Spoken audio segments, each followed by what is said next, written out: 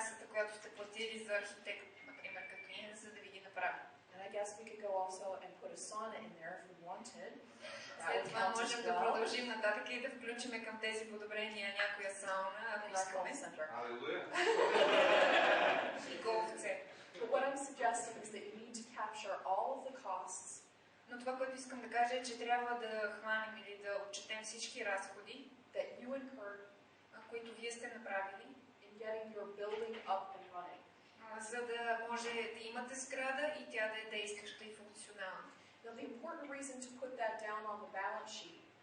Причината, поради която е важно да включим всичко това в нашия баланс, with what you own, в който се включва това, което притежаваме, is this forms the total amount, е, че това в крайна сметка ни дава крайната сума, that you will eventually be able to write off over time, която вие в крайна сметка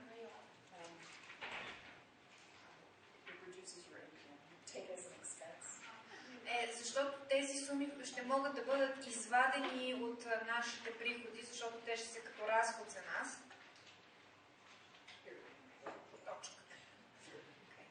So what I'm saying is you need to make that number at the first as large as possible because that's as big as it's ever going to get. И в началото тази цифра трябва да е възможно най-голяма, защото именно в началото тя ще е най-голяма, по-нататък няма шанс да стане по-голяма. Accountants refer to that periodic reduction in cost.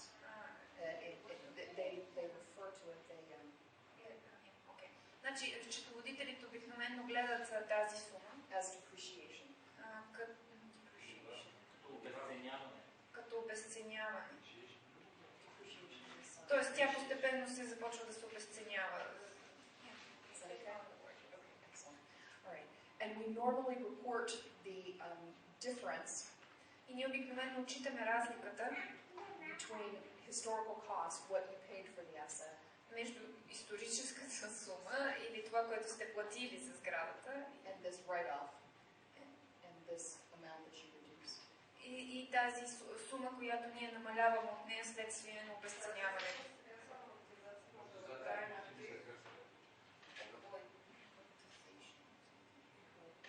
Oh yeah, it's the same. Да, същото е амортизацията. We use amortization for natural resources. Но ние използваме тази дума амортизация за естествените ресурси. Depreciation for these types of assets. И обезценяване за подобни видове инвентари. Okay. Right. And it does not look like David is depreciating his building. Но тук не изглежда, че Дейвид обезценява своята компания. Oh, actually you did. I'm sorry, I just didn't see it there. Всъщност го има това, аз просто не го видях. Той казва, аз няма обезценявам, аз ги оценявам. It's very nice. It's warm to the heart. Тя е много скъпа за сърце. The depreciation is actually here.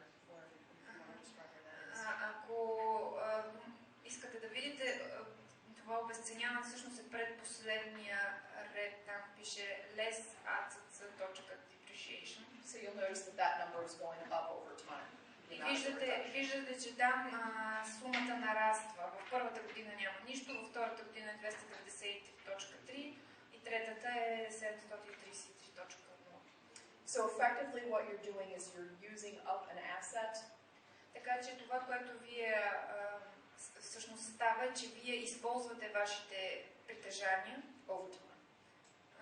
И over time. Yeah, over time. You're using up the asset as time goes on. Да, с времето вие ги използвате все повече и повече, те се обезценяват съответно. Both machinery and vehicles, както машините, така и превозните средства, and other office equipment, и всякакъв друг вид офис оборудване, will act in the same manner. Ще действаме с него по същия начин. In that you use them up over time. Защото и те се използват с времето и се обезценяват, смисъл, се амортизират. Okay, now the only other thing I wanted to talk about with regard to the asset section of the balance sheet. Другото нещо, за което искам да говоря, единственото, за което искам още да ви кажа към тази част от баланса по отношение на притежанията, is this strange little accounting много интересен счетоводен обичай, that we call historical cost. което ние наричаме историческа стойност.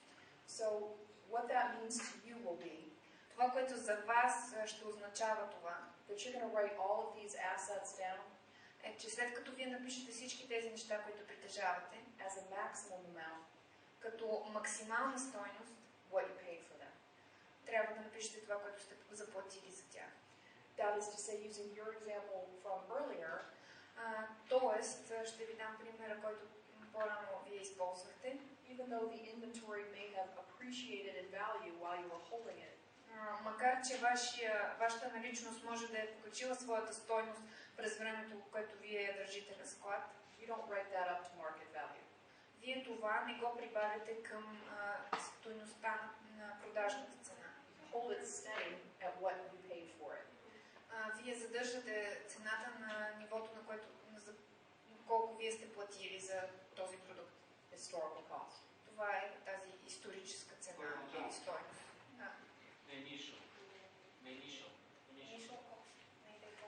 Yes, the initial cost, right. The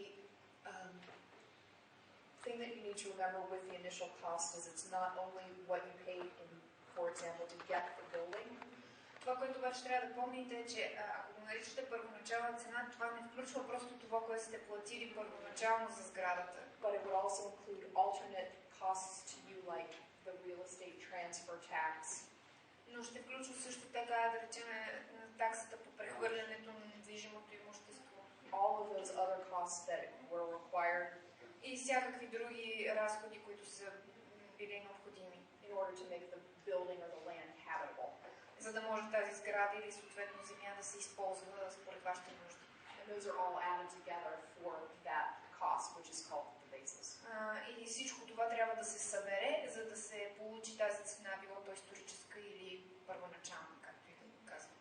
Now, if you're going to be going then for external financing, ако ще излиза всичко това като външно счетоводство, т.е. ще го показвате на някой друг, you want to tell your investors not only what you paid for the assets, вие трябва да кажете на вашите инвеститори не само това, което вие сте платили, за да имате това, което притежавате, but at a minimum what those assets are going to be worth to the investor.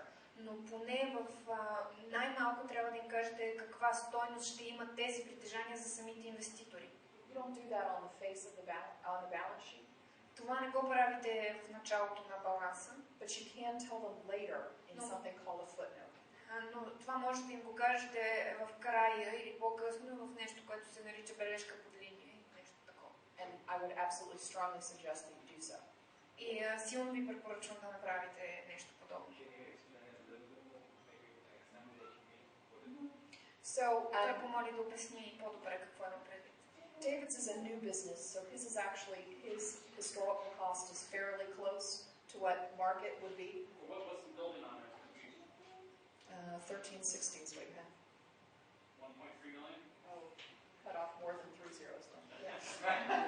Okay. Yeah, it's not worth $1,200. I knew that. Oh no, you did. You cut off 3.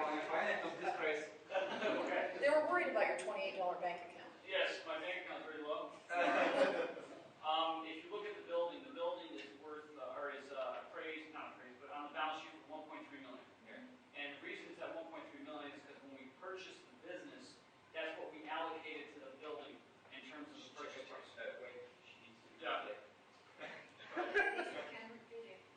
The building, when we bought the business, we allocated 1.3 million for the value of the building They had a purchase price that included the land and the building and the equipment. and the equipment.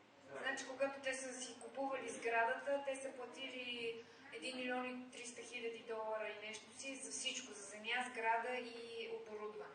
But the market appraised value of the building and land combined is 3.7. Но пазарната цена, де факто, на това, което са купили, е $1 милион и 700 хиляди. So that's why in the balance sheet it shows a lot lower than what it actually appraised for. So that's what she's talking about, showing the two differences. И за това... It's worth 3.6, 3.7.